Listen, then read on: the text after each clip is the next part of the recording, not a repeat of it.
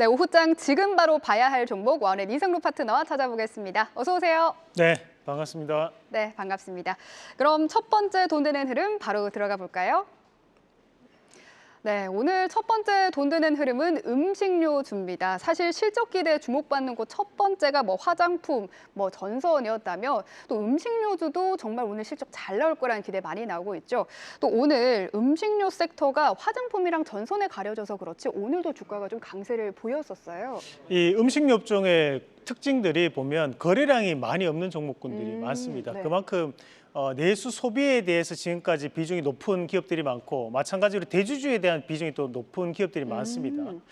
그리고 이제 최근에 있던 이 밸류 프로그램 관련된 이슈도 또 나올 수 있는, 왜냐하면 배당 성향이 그만큼 강한 기업들이 많은 쪽이 바로 이 음식료 섹터입니다. 하지만 최근에는 K푸드에 대한 부분이 들어가면서 다시 한 번 더 매출 구조 자체가 해외에서도 나타날 수 있는 그런 범위가 나타나고 있기 때문에 기업에 대한 주가들이 바뀌고 있다라고 좀 봐야 될 것 같고, 우리가 음식료 업종에 대한 부분 자체를 보면서 우선은 몇 가지 표를 좀 준비했는데 안에 내용들을 한번 살펴보도록 하겠습니다. 우선 첫 번째로 볼 게 바로 이런 주요 다소비 가공식품 가격 상승률에 대한 부분입니다. 결국 이런 가공식품에 대한 가격이 상승하면 마진이 개선되는, 사실 서민들의 주머니는 힘들어지지만 기업들의 입장에서는 또 이윤이 좀 늘어날 수 있는 그런 상황이 될 수밖에 없겠죠. 그럼 보면 이제 식용유 같은 경우에는 전년 대비 49%가 오른 모습이었고, 설탕도 지금 현재 27%가 올랐고, 마찬가지로 우유 가격도 13.2%가 오른 모습이 나타났습니다. 많이 올랐네요. 네, 이만큼에 대한 마진이 그만큼 개선될 수밖에 없는 과정이라고 좀 봐야 될 것 같은데, 자, 다음 그림도 한번 같이 보도록 하겠습니다.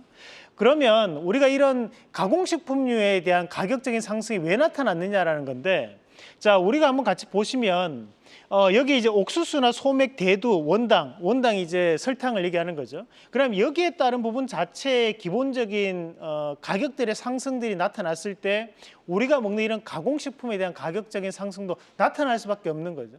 그럼 결국 작년에 인플레이션으로 인해 가지고 이런 원재료 가격에 대한 상승분이 대부분 다 나타났었고, 그렇다 보니까 그것이 올해까지 이어지는 부분, 그리고 그에 따른 가공을 하는 기업들에 대한 주가도 함께 올라가는 부분들이 나타났다는 겁니다. 자, 다음 그림도 한번 같이 보겠습니다. 유가공이나 수사업, 식자재 유통 관련된 부분 자체에서도 이런 가공식품류에 대한 움직임들이 나타나고 있기 때문에 주가에 대한 변화도 나타나고 있다라고 좀 봐야 될 것 같습니다. 다만 여기서 우리가 한 가지 기억을 해야 되는 것은 다음 그림을 한번 같이 보겠습니다. 올해에 대해 가지고 사실 원자재 가격이 오르는 것은 아닙니다. 그 말은 뭐냐면 우유 가격도 전년 대비해서 보면 약 14% 올랐지만 우리가 팜유라든지 콩, 옥수수, 그리고 설탕 가격은 오히려 작년 대비해서 떨어졌습니다. 그럼 여기서 우리가 봐야 되는 것이 앞서 설명을 해드렸던 대로 원자재 가격이 상승을 하고 나면 가공식품에 대한 가격도 상승을 하기 때문에 음식료 업종에 대한 마진폭이 개선된다. 그래서 실적이 좋아진다는 건데, 올해 같은 경우는 오히려 가격들이 빠졌거든요. 그럼에도 불구하고 사실 우리가 도소매 업종이나 가공식품류 회사들이 가격을 인하하지는 않습니다. 그렇다 보니까 오히려 원자재 가격에 대한 하락 자체가 지금은 이익 증가에 대한 모멘텀으로 작용을 하면서 주가에 대해서 좀 더 밸류업이 되는 과정이 나타나고 있다. 거기에 추가적으로 본다면 바로 K푸드에 대한 글로벌화가 이루어지고 있는 부분들이 지금은 이런 음식료 업종에 대한 가격 상승분, 그리고 환율에 대한 효과, 그리고 물가 상승에 대한 효과까지도 이런 음식료 업종이 어떻게 보면 진짜 현재 시장에서 주도주가 아닌가라고 볼 수 있겠습니다. 그럼 종목군들 하나씩 같이 보도록 하겠습니다. 우선은 CJ제일제당부터 한번 같이 보도록 하겠습니다. 현재 CJ제일제당 같은 경우에는 바닥권역에서 올라오고 있는 그런 시점이라 좀 봐야 될 것 같은데, 사실 지금 현재 시장에서 삼양식품이라든지 농심, 빙그레 이런 기업들이 신고가를 가고 있습니다. 하지만 신고가를 가는 기업들에 대해서는 좀 더 부담을 가지고 계신 분들이 계실 수 있기 때문에 오늘 CJ제일제당 한번 준비해봤고, 우리가 CJ제일제당에 대한 주가 추이를 보시면 현재 34만 9천 원 밴드의 움직임이 나타나고 있는데 52주에 대한 움직임도 한번 체크해 보도록 하겠습니다. 최근에 52주 동안에 대한 움직임을 보시면 2023년도에 있던 박스권을 현재 이제 돌파를 하고 난 다음에 추세적으로 넘어갈 수 있는 자리입니다. 자, 여기서 한 가지 기억을 하셔야 되는 것이, 우리가 추세가 상승할 때는 밑에 지지점을 연결시키는 거고 추세가 하락할 때는 위에 저항선을 연결시키는 거거든요. 그럼 현재 이 CJ 제일제당 같은 경우에는 하단에 대한 추세적인 부분 자체를 지금 타고 올라가는 정추세에 대한 부분이 진행되고 있기 때문에 당분간은 상승에 대한 움직임을 좀 더 이어가지 않을까 그렇게 보고 첫 번째 종목으로 CJ 제일제당 말씀을 드리겠고 두 번째 기업으로 보라티아를 한번 같이 보도록 하겠습니다. 이 보라티아이라는 기업이 최근에 그 국내 점유율 2위 정도를 기록하고 있는 커피 분야에서 메가커피라는 회사가 있습니다. 그 메가커피에 대한 지분을 또 일부 보유하고 있는 기업이 바로 보라티알인데 현재 이제 물류를 또 담당하고 있는 기업이기도 합니다. 그래서 보면 이 보라티알 같은 경우에는 최근에 올리브유에 대한 가격 상승분 자체가 주가에 대한 긍정적인 움직임이 나타나고 있고 마찬가지로 지금 이 보라티알이 또 주요 업무가 이탈리아산 음식료에 대한 수입을 또 담당하고 있는 기업이기도 합니다. 그래서 우리가 이탈리아가 또 지중해에 대한 올리브유에 대한 또 생산지다 보니까 그 부분이 엮이면서 오늘 또 강세를 보이고 있는데 이렇게 바닥권역에서 강하게 오르는 모습들이 나타났을 때는 이런 개별주들은 단기적으로 좀 더 급등하는 모습들을 많이들 나타내거든요. 그럼 오늘에 대한 상승은 좀 의미를 좀 둘 수 있는 상승이라 좀 봐야 될 것 같고 우리가 지금 일봉을 한번 같이 보시면 앞서 이제 14,150원까지 주가를 크게 올릴 때 보면 윗꼬리가 상당히 길었습니다. 그러면서 이제 음봉이 떨어졌는데 우리가 흔히 이런 음봉을 보고 어떻게 보면 이익 실현에 대한 음봉이다 이렇게 얘기를 많이 하지만 차트를 조금만 길게 놓고 보면 우리가 요즘은 이런 음봉 매집 패턴도 많이들 등장하거든요. 그러면 현재 과정에서 거래량 없이 올라올 수 있다는 것은 앞에 이루어졌던 이 봉이 현재는 매집에 대한 봉으로 해석을 할 필요가 있는 거고 그렇다는 것은 현재 구간이 좀 더 강하게 올라갈 수 있는 여건이 형성될 수 있다는 부분으로 봐야 될 것 같습니다. 다만 우리가 이 보라티알 같은 경우 시가총액이 약 800억, 900억 정도 왔다 갔다 하는 현재 그 가격대이기 때문에 그 부분을 감안하셔서 비중 조절 반드시 하셔야 되는 종목이라는 말씀까지 함께 드리겠습니다. 네, 브라질에 비가 내리면 스타벅스 주식을 사라는 오래된 고전이 생각나는 음식료 섹터. 오늘도 관심을 많이 받았기 때문에 관심 유효해 보입니다. 그럼 두 번째 돈 되는 흐름 바로 들어가 보죠. 네, 두 번째 돈 되는 흐름은 조선주입니다. 관련된 모멘텀들이 참 많죠. 네, 최근에 이제 이런 미중 갈등에 대한 부분에서도 반사적인 이익을 받을 수 있는 곳이 바로 이 조선주가 아니냐라는 얘기도 나오고 있는 상황입니다. 그만큼 이제 미국이 중국 대리를 상당히 진행을 하고 있고 사실 이제 이렇게 미국이 중국 대리를 하는 이유가 트럼프도 그렇고 바이든도 그렇고 현재는 표에 도움이 되기 때문이거든요. 중국을 때릴 때마다 지지율이 올라가는 모습이 나타나고 있기 때문에 앞으로도 당분간은 이런 미중 갈등에 대한 수혜주가 될 수 있는 기업들에 대한 재평가가 좀 더 나타나지 않을까 그렇게 좀 판단해 봤습니다. 그래서 현재는 이제 두 가지 기업 한번 준비해 봤는데 먼저 삼성중공업부터 한번 같이 보도록 하겠습니다. 우리가 이제 삼성중공업 같은 경우에는 친환경 정책 및 업황에 대한 회복, 개선 기대감을 좀 가지고 있는 기업이라고 볼 수 있는데 다른 여타의 기업들과는 다른 것은 현재 HD 현대중공업 같은 경우는 박스권, 월봉상의 박스권을 돌파하는 자리고 현재 삼성중공업 같은 경우에 이미 돌파를 하고 나는데 추세적으로 넘어가는 기업이라고 좀 봐야 될 것 같거든요. 수급 한번 체크해 보도록 하겠습니다.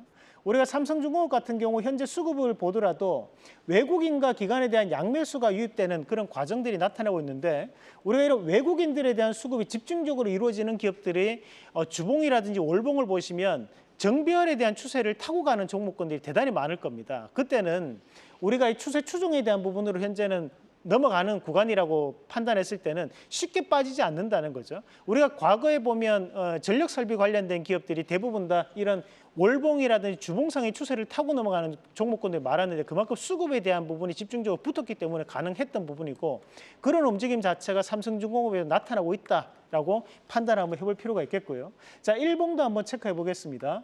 자, 일봉을 한번 같이 보시면 자, 현재 단기간에 있던 이런 박스권에 대한 자리 자체를 오늘 돌파를 해내는 양상들인데 그만큼 이제 추세적인 부분을 보더라도 5일선과 21선에 대해서 이격이 이제 서서히 벌어질 수 있는 아직까지는 우리가 부채꼴 모양으로 형성된 것은 아닌다는 거죠.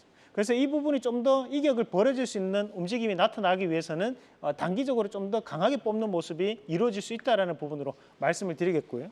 자, 두 번째 기업으로 세진중공업 한번 같이 보겠습니다.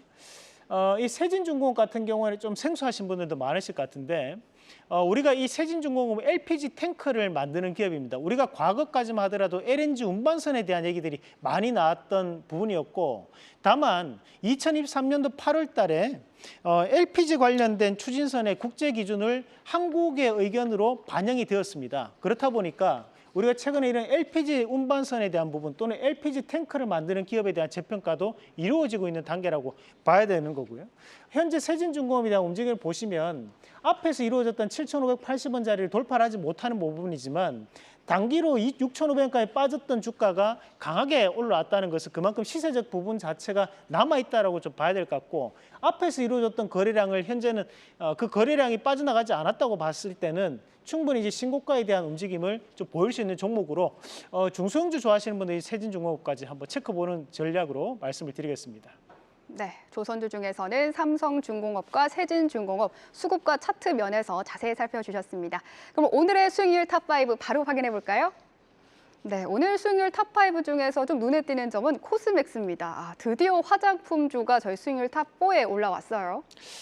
우선은 이제 오늘 반도체주들이 상당히 궁금해하시는 분들 많으실 것 같은데, 반도체는 저는 일시적인 조정이라 보거든요. 그래서 15일 전후로 해가지고 다시 한 번 더 바닥을 좀 형성하는 구간이 펼쳐질 수 있기 때문에 이번 주는 좀 더 들고 가시는 전략으로 말씀을 드리겠고, 자, 우리가 코스맥스 같은 경우에는 이 화장품주 안에서도 대장주 역할을 할 수 있는 기업이고, 그만큼 좀 더 우량한 움직임을 좀 나타낼 수 있는 기업입니다. 최근에는 우리가 다품종 소량 생산 체제가 늘어나면서 이런 주문 제작형 방식이 늘어났을 때는 OEM이라든지 ODM 기업들이 재평가를 꾸준하게 받을 수 있기 때문에 지금 한국 코스맥스 같은 경우에는 좀 더 눈여겨볼 수 있는 전략으로 좀 더 수익을 극대화하는 전략 말씀을 드리도록 하겠습니다. 네, ASR 종목이 하나 더 있어서 빠르게 살펴보겠습니다. UIL 수익률 16% 달성했어요. UIL이 오늘 또 급등 양상을 좀 나타냈는데 횡보가 앞에서 보면 좀 길게 나타났었거든요. 그만큼 한 달여간의 횡보 이후에 뽑아내는 모습, 그리고 이 기업이 스마트폰 관련된 기업입니다. 삼성이 이번에 8월 말고 7월 달에 조기 스마트폰에 대한 출시 발표를 앞두고 있는 상황이라고 보고, 이 UIL에 대한 오늘 상승은 좀 더 눈여겨볼 수 있는 자리, 그래서 수익을 좀 더 극대화할 수 있는 자리라는 말씀까지 드리겠습니다. 네, 오늘의 원픽도 바로 공개하겠습니다. 자, 오늘은 엑셈이라는 기업입니다.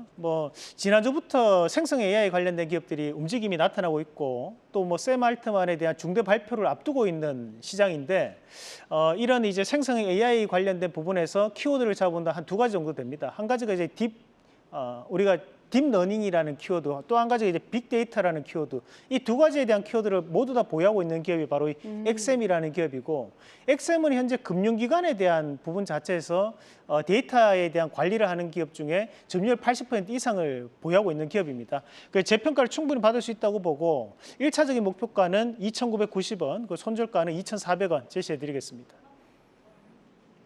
네, 캐스닥 라이브 오늘 준비한 소식은 여기까지입니다. 시청해주신 여러분 고맙습니다. 계속해서 다양한 경제 이슈를 알고 싶다면 구독과 좋아요, 알림 설정 부탁드립니다. AI 캐스터 권미정이었습니다.